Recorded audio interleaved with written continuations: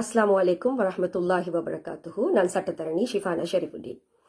முஸ்லிம் விவாகரத்து சட்ட திருத்தம் தொடர்பாக பாராளுமன்றத்திலே நேற்று பாராளுமன்ற உறுப்பினர் டாக்டர் அர்ஜுனா ராமநாதன் அவர்கள் ஆற்றிய உரை சமூக வலைத்தளங்களிலே காண கிடைத்தது. அந்த உரையிலே அவர் முஸ்லிம்களுடைய திருமண வயது ஏனைய சட்டங்களில் இருப்பது போன்று 18ஆக நிர்ணயம் செய்யப்பட வேண்டும் என்று குறிப்பிட்டதோடு 12 வயதுக்கும் குறைவான வயதுடையவர்களுக்கும் திருமணம் செய்ய முடியும் என்ற ஏற்பாடு முஸ்லிம் விவாகரத்து சட்டத்திலே காணப்படுவதாகவும், எனவே அது திருத்தப்பட வேண்டும் என்று கருத்து தெரிவித்திருந்தார். அதே போல முஸ்லிம் பெண்கள் யாரை திருமணம் செய்ய வேண்டும் என்பதை தீர்மானிக்கின்ற அதிகாரம் முஸ்லிம் பெண்களுக்கு தான் இருக்கிறது, அவருடைய தந்தைக்கோ அல்லது பாட்டனாருக்கோ இல்லை. எனவே முஸ்லிம் பெண்கள் தனது திருமணத்தை தீர்மானிக்கின்ற அதிகாரம் வழங்கப்படுகின்ற வகையிலே அந்த சட்டம் திருத்தப்பட வேண்டும் என்றும், முஸ்லிம் விவாகரத்து தொடர்பாக ஆண்களுக்கு இருக்கின்ற அதே அளவான உரிமை பெண்களுக்கு வழங்கப்படவில்லை என்றும், அதற்கு ஏற்ற வகையில் அந்த சட்டம் திருத்தப்பட வேண்டும் என்றும் கருத்து தெரிவித்திருந்தார். இவ்வாறு கருத்து தெரிவிக்கின்ற போது அவருக்கு முன்னர் உரையாற்றியிருந்த பாராளுமன்ற உறுப்பினர் சட்டத்தரணி ஃபைசர் முஸ்தபா அவர்களுடைய உரையினையும் மேற்கோள் காட்டி இதை குறிப்பிட்டிருந்தார். இது தொடர்பாக ஒரு விளக்கத்தினை எமது சமூகத்திற்கு தர வேண்டும் என்பதற்காக இந்த காணொலியினை நான் செய்கின்றேன். சட்டத்தரணி ஃபைசர் முஸ்தபா அவர்கள், பாராளுமன்ற உறுப்பினர் அவர்கள் உரையாற்றுகின்ற போது அவருடைய உரையிலே அவர் குறிப்பிட்டிருந்தார், அதாவது முஸ்லிம் சமூகம் திருமண வயதை 18 வயதாக நிர்ணயிப்பதற்கு சம்மதித்திருப்பதாகவும், ஆனால் விசேட சந்தர்ப்பங்களில் பயன்படுத்தக்கூடிய விதிவிலக்கு வாசகத்தை உள்ளடக்கியதாக அந்த திருத்தம் அமைய வேண்டும் என்பதும், இந்த திருத்தம் அவசரமாக செய்யப்பட வேண்டிய திருத்தம் என்றும் அவர் குறிப்பிட்டிருந்தார். அதே போல பெண் ஒருவர் திருமண பதிவு ஆவணத்திலே தனது சம்மதத்தை தெரிவிக்கின்ற வகையிலே கையொப்பமிடுவதற்கும் அனுமதிக்க வேண்டும் என்பதையும் அவர் அதிலே குறிப்பிட்டிருந்தார். இங்கு முஸ்லிம் சமூகம் சில விடயங்களிலே தெளிவடைய வேண்டும். இது பற்றி நாங்கள் நிறைய பேசி இருக்கிறோம்.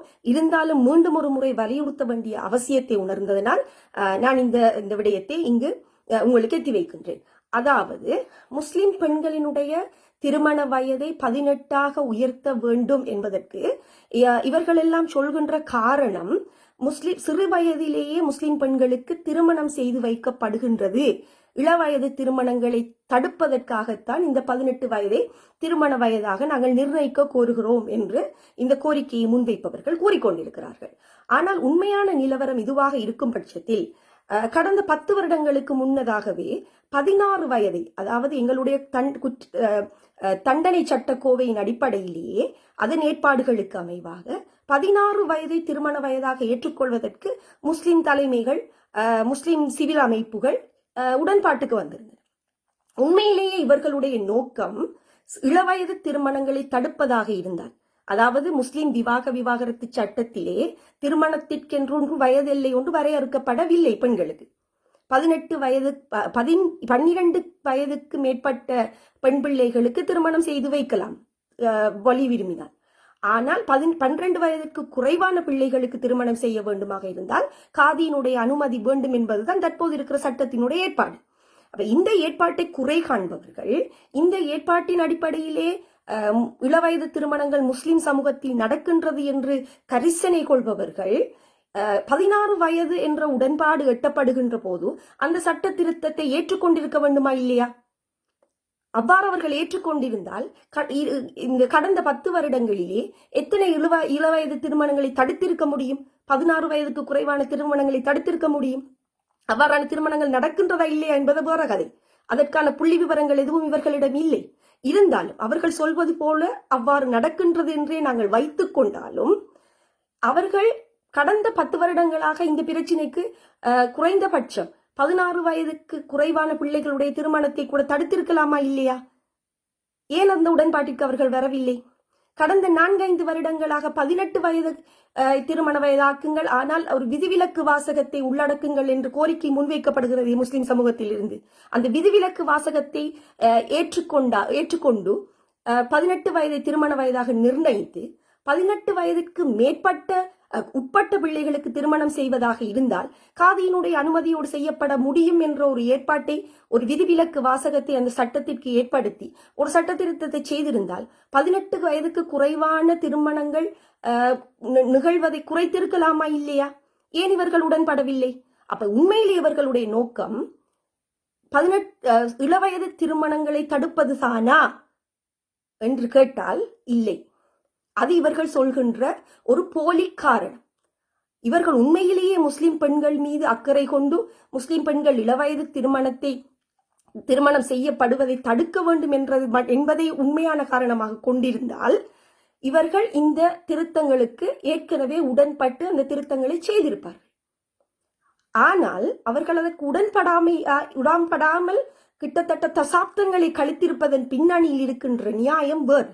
அதை நான் உங்களுக்கு இப்போது புரிய வைக்கின்றேன். அதாவது இவர்கள் இந்த திருமண வயதோடு இன்னும் 2 திருத்தங்களை வலியுறுத்தி வருகிறார்கள். ஒன்று, முஸ்லிம் பெண்கள் திருமணம் செய்கின்ற அந்த பதிவு ஆவணத்திலே கையொப்பமிடுதல். அதாவது தனக்கு இந்த திருமணத்திலே சம்மதம் என்று சொல்லி கன்சென்ட் சிக்னேச்சர் ஒன்றை வைப்பதற்கு அனுமதி தாருங்கள் என்று கேட்கிறார்கள். அப்ப இந்த அனுமதியை யாரும் மறுக்கவில்லை. ஒரு பெண் தனது திருமணத்திற்கான உடன்பாட்டினை வெளிப்படையாக தெரிவித்தல் என்பது மார்க்கத்துக்கு முரணானது அல்ல. ஆகவே அதுக்கான அனுமதியை வழங்கலாம். ஆனாலும் அதை அவர்கள் ஏற்றுக்கொள்வதாக இல்லை. ஏனென்றால் அவர்கள் பெண்ணை சைன் பண்ண அனுமதிக்கின்ற அதே நேரம் பெண்ணினுடைய பாதுகாவலரான வலியினை ஆப்ஷனலாக, கட்டாயம் இல்லை வலி சைன் பண்றது என்று கொண்டு வர சொல்கிறார்கள். ஆக என்ன சொல்றாங்க, கன்சென்ட்டை வழங்குவதற்கு பெண் கையொப்பம் இட முடியும் என்றால் அங்கு வலியினுடைய சிக்னேச்சர் கட்டாயமற்றது. வலியினுடைய சிக்னேச்சர் இல்லாமலும் அந்த திருமணம் நடக்க முடியும் என்ற வசதியை செய்வதற்காகவே இதை இத்தனை வருடங்களாக இழுத்தடிப்பு செய்கிறார்கள்.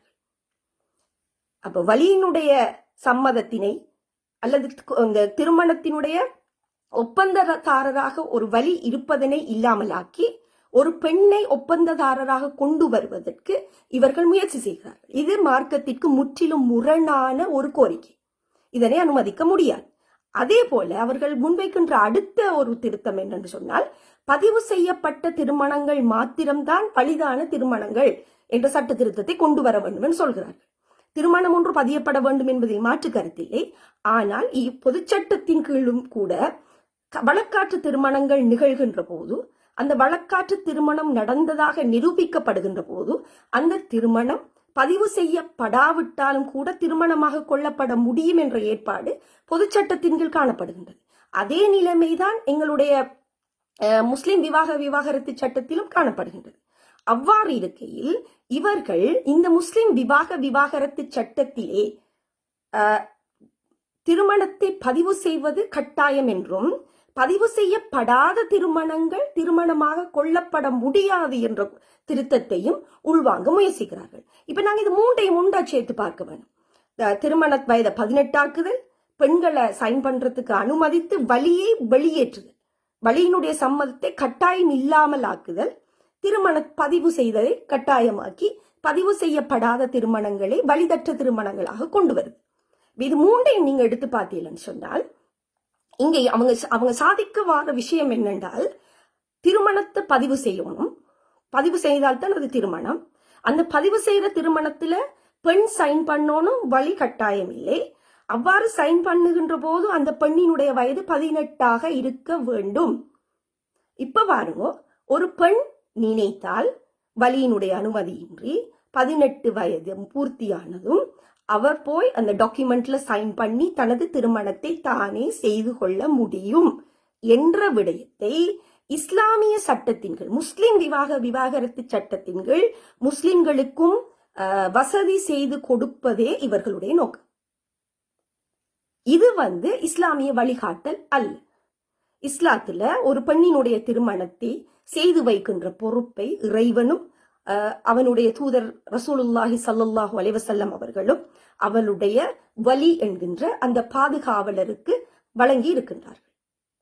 அவ்வாறு வழங்கி இருக்கின்ற ஒரு பொறுப்பை கையுதிர்த்து ஏனைய சட்டங்களில் இருப்பது போல பொது சட்டத்தில் அல்லது மேற்கத்திய சட்டங்களில் இருப்பது போன்றோ ஒரு பெண் தனது திருமணத்தை தானே செய்து கொள்கின்ற ஒரு ரெஜிஸ்டர் மேரேஜ் பண்ணிக்கொள்கின்ற ஒரு வாய்ப்பினை முஸ்லிம் விவாகரத்து சட்டத்திலும் உள்வாங்குவது மட்டும்தான் இவர்களுடைய மிக முக்கியமான அடிப்படையான நோக்கம். அல்லாத பட்சத்தில் இவ்வளவு காலமும் இவர்கள் இந்த வயது விடயத்தையோ அல்லது கன்சென்ட்டுக்கு பெண்களை சைன் பண்ண வைக்கின்ற அந்த விடயத்தையோ முஸ்லிம் சமூகம் இவ்வளவு விட்டுக் கொடுப்புகளோடு உடன்பட்டிருக்கின்ற போதிலும் கூட இவர்கள் உடன்பாட்டுக்கு வராமல் இருப்பது, அதே போல திருமண பதிவு விடயத்திலும் பொது சட்டத்துக்கும் மாற்றமான ஒரு தேவையை இவர்கள் ஒரு ஏற்பாட்டினை முஸ்லிம் விவாகரத்து சட்டத்தில் உள்வாங்குவதற்கு மிக பிடிவாதமாக இருப்பதன் பின்னணியிலும் இருக்கின்ற விடயம் இதுதான். இஸ்லாத்துல குடும்பம் என்கின்ற ஒரு அமைப்பு ஒரு ஆரோக்கியமான சமூகத்தினுடைய அடிப்படை. அந்த அமைப்பினுடைய பொறுப்பு அந்த குடும்ப தலைவனுக்கு, அதை பாதுகாக்கின்ற அந்த கட்டமைப்பை பேணுகின்ற பொறுப்பு அந்த குடும்ப தலைவனுக்கு வழங்கப்பட்டிருக்கிறது. ஏனையவர்களுடைய பாதுகாப்பு அந்த குடும்பத்துக்குள்ள உத்தரவாதப்படுத்தப்பட்டிருக்கிறது. அப்ப இந்த கட்டமைப்பை உடைப்பதும் பெண்களுக்கு சுதந்திரம் என்ற அடிப்படையில் இவர்கள் இந்த இஸ்லாமிய முறையிலான திருமணத்தில் இருந்து முஸ்லிம் பெண்களை வெளியே கொண்டு வருவதற்கான ஒரு வேலை திட்டத்தை தான் இவர்கள் செய்து கொண்டிருக்கிறார்கள். இது எமது சமூகத்துக்கு மிக ஆபத்தான ஒரு நிலைமை. இதை நாங்கள் பலமுறை வலியுறுத்தி இருக்கிறோம். இருந்தாலும் எமது சமூகம் அதிலே பூரண விழிப்படையவில்லை என்பதற்கு பலருடைய கருத்துகள் எங்களுக்கு அந்த சந்தேகத்தை ஏற்படுத்தி இருக்கிறது. நேற்று பாராளுமன்ற உறுப்பினர் சட்டத்தரணி ஃபைசர் முஸ்தபா அவர்கள் மிக தெளிவாக 18 வயதாக நிர்ணயிப்பதாக இருந்தால் அதுக்கு ஒரு ப்ரொவிசோ வேண்டும் என்பதையும், பெண்கள் சைன் பண்ணுவது அவர்களுடைய சம்மதத்தை தெரிவிப்பதற்காகத்தான் என்பதையும் குறிப்பிட்டு பேசியிருந்தார். ஆனாலும் இவர்களுடைய இந்த திட்டத்தின் பின்னணியை அவர் உணர்ந்திருப்பாரா என்ற ஒரு சந்தேகம் அவருடைய பேச்சிலே எனக்கு தோன்றியது. எனவே இந்த அடிப்படையை புரியாமல் அவர் பேசியிருந்தால் இது தொடர்பான அவருடைய நிலைப்பாட்டிலே அவர் அதை மீள்பரிசீலனை செய்து கொள்ள வேண்டும் என்பதை எனது வினயமான வேண்டுகோளாக நான் அவருக்கு முன்வைக்கின்றேன்.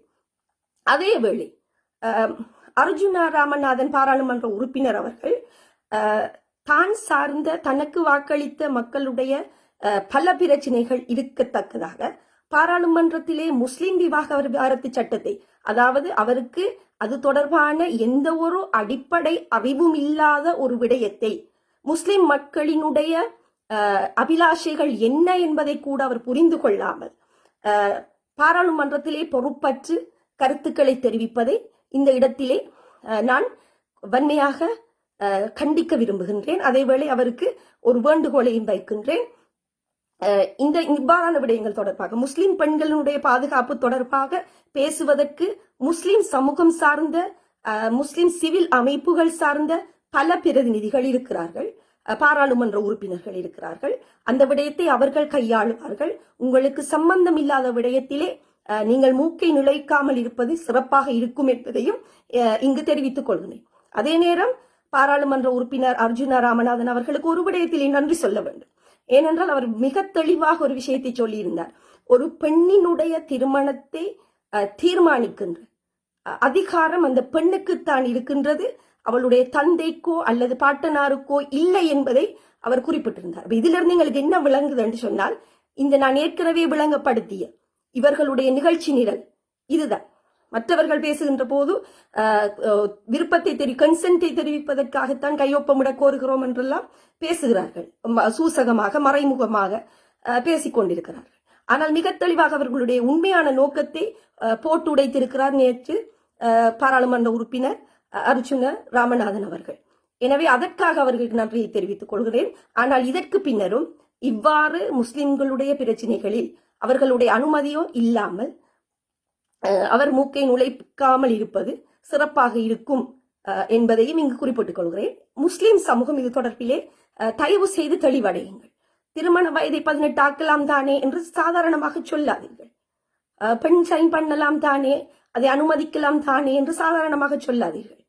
திருமணத்தை பதிவு செய்வது சிறப்புத்தானே என்று சொல்லாதீர்கள். இது பின்னணி என்ன? இது ஏன் செய்கிறார்கள்? உண்மையிலேயே இவர்கள் எமது சமூகத்தில் இருக்கின்ற பெண்கள் மீது அக்கறை கொண்டுதான் இதை செய்கிறார்களா? அவ்வாறு செய்பவர்களாக இருந்திருந்தால் இத்தனை காலமும் இவர்கள் இவ்வளவு இழுத்தடிப்புகளை இந்த சட்ட திருத்தம் ஒன்று எப்போதோ வந்திருக்க வேண்டியது.